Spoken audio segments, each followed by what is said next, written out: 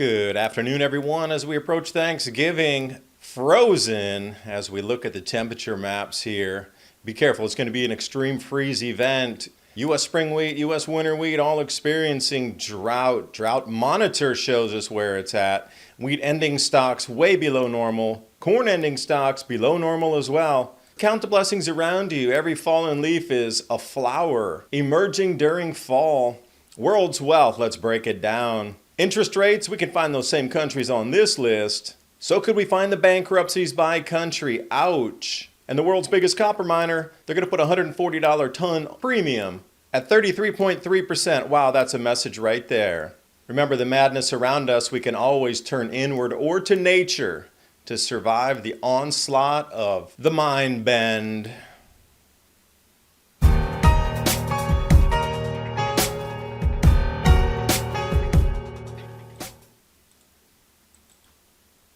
And those of you getting ready to travel for the holidays, NOAA putting out the maps here for U.S. temperatures. Now that'll obviously slide over the border right up into Canada.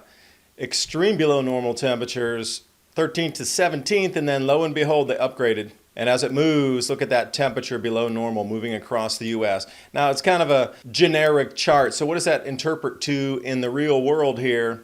About 25 degrees Fahrenheit below the normal. This chart is in Celsius. So when you get into the very light pinks, you're pushing at 25 to 30 degrees Fahrenheit under the normal. That's on November 18th. And as we continue on the 19th, that cold spreads across the U.S. And as we get into November 20th, inbound, this supposedly record-breaking lake effect snows, we'll see. More cold following on November 28th and then into December 1st. Oh, do I see Texas and Louisiana? 25 degrees below normal again. Are we going to repeat yet another power shortage? Not sure. Buckle up, Southeast, cold inbound. And when you're looking at temperatures and emergence of, say, winter wheat, for example, record-breaking cold really early in the season. These are January temperatures, would definitely affect crops, in my opinion. U.S. spring wheat production. Let's move over to the drought. Starts back 2018-19 on the blue line. We are the purple line, 22-23. This comes off grain stats. Much faster increase. It's almost like the Loch Ness Monster and everything we're seeing in inflation and price rises too. And as we move over to the winter wheat production experiencing drought, they're going to have to add another band at 80 or 90% there eventually. And as we move over into the U.S. drought monitor, looking quite yellow, red, and orange on the map here, but U.S. Mississippi is not the only river going dry around the world. We got the Amazon, got the Danube, Yangtze over in Asia. Everywhere you look, rivers are running dry. It's quite the amazing thing happening. And if we look at the wheat ending stocks, below normal, meaning the harvest wasn't as robust as planned. And looking at the corn ending stocks, not as robust either. Those calculations are moving into 160 bushels per acre, down from 190 in the initial forecast. That should drop further. And before we start, just a quick word from our sponsor. Wall Street's fear gauge is flashing a warning that stocks could fall off a cliff. Billionaire economists agree on two things. We're heading towards a lost decade for the stock market, and investors need to buy gold. Call the Patriot Gold Group today before it's too late. 888-546-7020. Your IRA can be in physical gold or silver, and you may qualify for the no fee for life IRA. 888-546-7020. And now on with the video. And around you out here, the tropical hazard outlook. What am I looking at? Australia in the top there. How much more rain is going to fall? How many once in a thousand year storms can they have? Literally, week after week. It is the wettest it's ever been. Most of New South Wales crop is a write-off, and we're starting to get into drought in South America. Where does it end? That is the question. Like so many Six Sigma events are happening at the same time here. It's kind of unbelievable unless you're looking at ancient texts to see what is foretold around times where there'd be massive disruption in the magnetic field of the planet, which in turn would rip the jet stream and the cloud cells into different positions. More cosmic rays would penetrate the atmosphere, creating a different cloud layer between 18,500 and 23,000 feet that would add additional rainfall in. i.e. Australia. Now we have the droughts ongoing, except Australia, but everywhere else around the world in these major rivers is drying out. And I encourage you to do some research on it. It is really such the spectacular event where all of the moisture is disappearing from river basins around the world. And moisture is what allows us to grow crops with sunlight. And now the complete shutdown of Europe, there will be no fertilizer production this year. Where's it going to come from? Well, take into consideration this last year up until now, this whole planting season in the Northern Hemisphere, about a 30% decline globally in fertilizer availability, pesticides and herbicides on the chemical side. That's why the prices were going up, doubling and tripling. Well, now we took Europe completely offline. All chemical facilities seem to be shut there or shuttering. So when we look out at the longer term, trying to get the farm inputs for next planting season or those in the Southern Hemisphere going into planting, it's going to be a rough ride trying to even secure supplies. Now with the Mississippi so low, difficult to get grain traffic outbound, going to be just as difficult to bring bulk inbound for the farm inputs. You know, we offshored most of that farm ag production out elsewhere in the world. So pesticides, herbicides, fertilizers, it was just cheaper to do it and bag it up from another country, bring it in. So we kind of are stuck in this world is being liquidated, yet the supply chains are stuck in super glue. And we're going into super freeze events along with droughts. And it's just going to continue to amplify. See, that's the thing. So this is when you're planning for the end of this year into next year. These are some of the, I would say, difficulties that we'll have to, you and me, we're all in it together, overcome together. And that's why I do this channel, so I can bring you information, because I know for sure somebody out there has the answer that we need. So please share in the comment box below. Because it is a mind game that's being played on us here, using our minds to manifest a reality that we don't want for ourselves. So times like this in the fall, when you look back and view these leaves in a different way as flowers falling off of the trees in different colors, spring has its own bloom, and I'm looking at beauty here in the forest as well in the autumn, a different shape of a flower with beautiful colors. Now, some people's beautiful color is green, the greenback. Some people are driven by it. So let's take a look at the world's wealth. And it's staggering to see that the US and China now account for half of the world's household wealth. Literally half of the planet's available money is in these two countries. And if you look at the rest of the world, you know, you got Australia down there, obviously Canada, Switzerland, Netherlands, Spain, and the EU countries. And then where does Africa sit in that? With visual capitalists putting the extra bit out, we got Asia, Europe, Oceania, Middle East, South America, North America, Africa, and the rest of the world. So look at that just barely sliver. Not even 1% of Africa owns the wealth, but they have the most mineral resources and the largest aquifers in the world. The most plentiful water resources underground. We're talking about hundreds of thousands of cubic kilometers of water in available space that could be turned into the world's largest grow zone. And I would imagine after the end of this year, that European total is definitely going to shrink with all their industries closed, ED, past tense. And look at Asia, 33% again.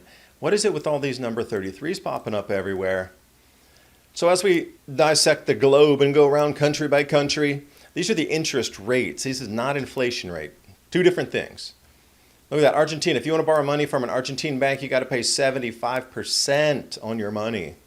So who's going to be buying real estate at that point? Not a lot of people. Even as we go down through the list, Iran 18, Nigeria 15, Brazil 13.75, Russia 7.5. And as we get down to the US at 4%, that has decimated, absolutely collapsed the real estate market in America.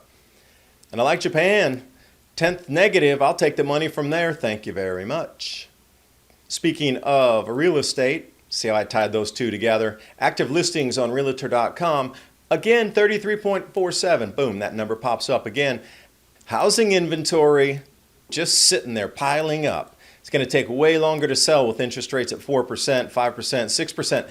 It might be 4% what you're seeing, but if you go to the bank and say, give me 4%, they're going to laugh you out of the bank.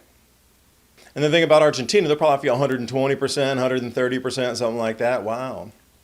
So the buying conditions for homes, apparently, This is the lowest on record. And what do I see? 33 again. I can't believe it.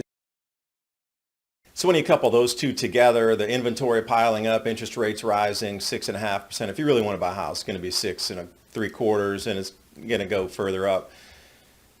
This number 33 that we keep seeing appearing again and again and again and again and again, it signals, at least for me, now you can agree or disagree, that it is planned. And those numbers out there are signals that it is still continuing in the plan.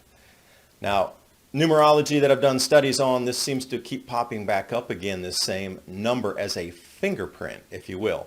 So as you go through the news and you start to see headlines of 33 this, 33, that is like just a marker in the road that yes, it is continuing and we're putting our fingerprint on it. So nothing has derailed at the moment, except the real estate market across the U.S. So as we come into the end of the year and things really disrupt, and we come on into the beginning of next year where things are going to be disrupted as they're rolling off of a cliff.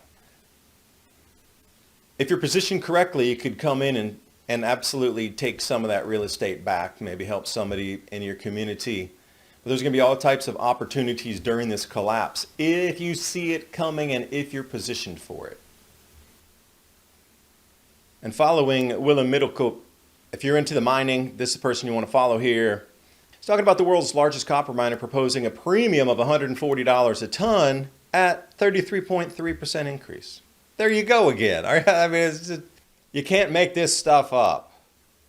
And that would be a premium on top of the LME prices for physical delivery, which means that everything is going to continue to roll up and up as more closures happen around with smelting and refining in our world. Case in point, the shutdowns are just starting, and as we progress through 2020, we're going into the greatest of layoffs, or I wouldn't even say depression. It's going to be beyond that. It's going to be a mix of sort of hyperinflation mixed with complete shutdown of all industry and commerce across the planet. You know, our planet is under liquidation at this point. But if we move on to the motor cars, Nissan Motor may close in the U.S. Now that would be devastating, especially in the Southeast U.S. Huge amounts of auto manufacturing here in the Southeast U.S. Comcar, largest trucking company, and we got these massive inbound layoffs of logistics and freight haulers and trucking through this next month as well. JCPenney, that's kind of old news. They already taken over by Amazon because they didn't shift. Same with Kodak. They didn't shift either. You got to watch where the world's moving to and how will you shift during this greatest of change that we're ever going to see in the last 2,000 years has begun. We're in the process of it right now. Shopping malls, they can't pay the rent. 1/3 of American small businesses can't pay rent. Emirates hitting the headlines lately, laying off 30% of the employees because there's a lot of inbound air traffic going over for the World Cup. So put this into perspective of what we're experiencing now and coming into just the most massive layoffs and closures. But go back to 2020, and this is really sealing the deal here. 12 to 15,000 retail stores have closed. And that's going to continue. They're going to lay off tens of millions of workers, and another 1/3 of all business in America is possibly not going to make it this year. Now, if you look at Europe, they're more on the 70% of all business in Europe is going to close. So these numbers will move into the hundreds of thousands of retailers, stores, mom and pop businesses. Even BASF is shuttering operations in Europe, moving over to China. And you got businesses all that have been in business since 1800s in Germany, all closing in tandem. They have 200 years in business and they can't weather this particular set of circumstances. So what is inbound truly is something that is not even once in a generation. It's not once in the turning, the fourth turning. This is something in a multi-millennia type of event that's happening. Now with the more possibility of collateral damage moving through the economy, food supplies, supply chains, your ability to heat your homes, etc., there's a huge amount of opportunity in that because the amount of solutions that people are going to need during this time is going to be unprecedented. So if you're able to fill a gap, you're able to fill in a niche that helps people retain some of the comfort in their lives, that's what will be the new emergence of the small business class around the United States. It is going to restructure. You know, you hear Klaus over the G20 talking about this is in full play and they're absolutely going to tweak everything, twist it, bend it over into their version of reality. But you have to understand that what we have is this world where there was real estate and there were private businesses. That is, under their plans, going to zero, and something else shall emerge. So how would you work through that? Well, for example, like Jim Galen and the crew at Food Forest Abundance, if everybody had yards like this, instead of yards like green grass, no one would be starving and you'd all have enough food and nobody would be complaining about food prices, because I'm sure somebody would have chickens and a couple people with goats and sheep. This is what we're going to need to do, is convert our yards in our neighborhoods and unused lots. And we're going to need to save seeds also. There's a great book here, Seed to Seed, Seed Saving. And if you have any Amish communities, they have a couple seed saving books out right now for a few bucks. Now, you're going to need to save the seed to have crops for next year. Heirloom and heritage seeds is where you're going to want to go with that. And also stocking stuffers for the holidays. Okay, maybe I'm a little overzealous for a stocking stuffer on this, but you know, metals are also going to hold value through this. Metals have been around for what, 6,000, 7,000 years that have held value? It's not going to change. It's going to be a base of the new economy here. So get the clunky yellow or the clunky silver stuff and you'll be very happy that you did. But as we do look at the world around us, it is all a mind game on how your mind is being used against you to facilitate a new world for the few by the many. You're really going to need to get prepared for this to survive it. If you're looking for storable foods, My Patriot Supply and Adapt 2030 3-month emergency food supply. And also please join Ransom Godwin and myself tomorrow night, Thursday night, 10 p.m. to midnight Eastern Standard Time, Uncensored Revolution Radio. I'll put the links of where we are streaming out on 8 different platforms so you can join us wherever you feel most comfortable. I do appreciate you watching. Hope you got something out of the video, and I'll see you next time.